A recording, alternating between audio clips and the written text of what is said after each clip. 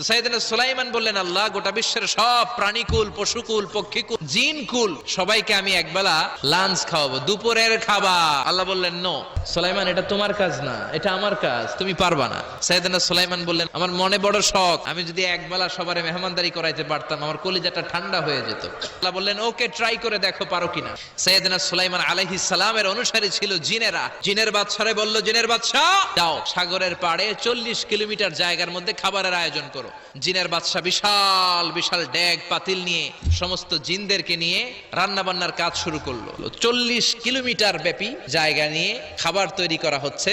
সব যখন রান্না শেষ, চলে এলো সেই মহেন্দ্রক্ষণ। ইন দ্য মিন টাইম সাগরের ভেতর থেকে এক বিশাল আকৃতির তিমি মাছ করে ডেকে বলল, সুলাইমান, খাবার দাও। উনি ঘোষণা দিলেন, যাও এটারে খাবার দাও। তিমি মাছ বিশাল বড় করে বসে আছে সাগরে। জিনের বাদশা খাবার দিতে লাগলো। 1 কিলোমিটার শেষ, 5 কিলোমিটার